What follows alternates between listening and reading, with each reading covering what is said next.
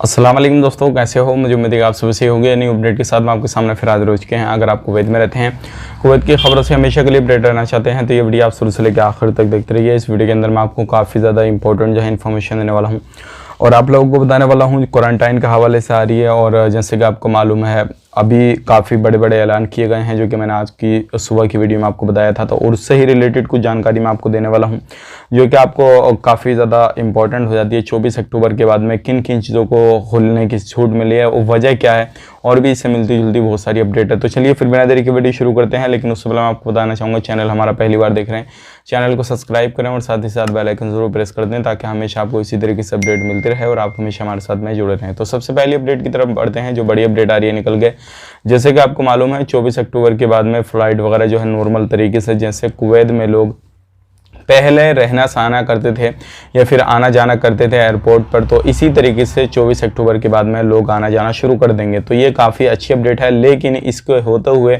जो कुवैत में टिकट के प्राइस हैं वो काफ़ी ज़्यादा कम हो जाएंगे। और जैसे कि आपको मालूम है फ़्लाइट ज़्यादा चलेंगी, लोग ज़्यादा आएंगे, सारी चीज़ें ज़्यादा होंगी, तो ऑटोमेटिकली जो फ़्लाइट चलेंगी, जो भी एयरलाइंस वगैरह फ़्लाइट अपनी ऑपरेट करेगी किसी भी तरीके से, तो उसकी जो प्राइस हैं ऑटोमेटिकली डाउन हो जाएंगे।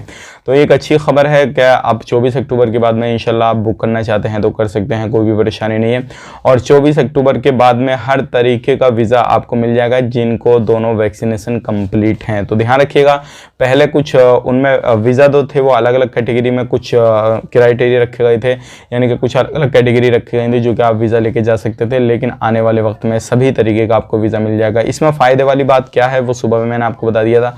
फ़ायदे वाली बात यह है, अगर आपने अभी तक वैक्सीनेशन नहीं किया है तो वैक्सीनेशन कंप्लीट कर लें और उसके बाद में ही वीज़ा अप्लाई करेंगे किसी भी काम के लिए इंशाल्लाह, वो 24 अक्टूबर के बाद में आप कर सकते हैं। बाकी इन फ्यूचर अगर इसमें कोई अपडेट आता है 24 अक्टूबर से पहले या फिर उसी दिन, तो हम आप तक ज़रूर शेयर कर देंगे। फिलहाल में ये अच्छी खबर है। अब यहाँ पे बात कर लेते हैं क्वारंटाइन के हवाले से। जैसे कि आपको मालूम है, अब जो है बिल्डिंगें काफ़ी ज़्यादा तैयार की गई थी क्वारंटाइन की, तो अब जो है आने वाले वक्त में क्वारंटाइन वगैरह की ज़रूरत किसी भी तरीके से नहीं पड़ेगी, चाहे लोग कहीं से भी जाएं कहीं से भी आएँ। तो अब जो बिल्डिंगों को तैयार किया गया था क्वारंटाइन के लिए, उन बिल्डिंगों को अब बंद किया जाएगा, दूसरे काम में उनको यूज़ लिया जाएगा, क्योंकि अब कोरोना के जो केसेज़ हैं वो काफ़ी ज़्यादा कम निकल रहे हैं। और आने वाले वक्त में अगर इसी तरीके से इंशाल्लाह कम निकले तो सभी लोगों को जो है असहूलियत मिल जाएगी और किसी भी तरीके से आवाजाही लोग कर सकते हैं। वैक्सीनेशन सर्टिफिकेट दिखाएंगे, बाकी PCR वगैरह जो भी रूल रेगुलेशन है उनको दिखाएंगे, सारी चीज़ें करते हुए अपने आराम से अपने कामकाज पे वापसी कर सकते हैं। तो आने वाले वक्त में हो सकता है क्वारंटाइन का जो है इस महीने के लास्ट तक जो है ये भी ख़त्म हो जाए और इंशाल्लाह ये भी आपको बहुत ही जल्दी गुड न्यूज़ मिल जाएगी। इन फ्यूचर जैसे गुड न्यूज़ आएगी तो हम आप तक शेयर कर देंगे। तो ये थी आज की जानकारी कुछ क्वारंटाइन के हवाले से, एयरपोर्ट के हवाले से। और भी जो है अगर आप एक नया वीज़ा लेना चाहते हैं तो ले सकते हैं। बाकी जैसे ही कुछ अपडेट आता है इससे रिलेटेड तो वो भी हम आप तक शेयर कर देंगे।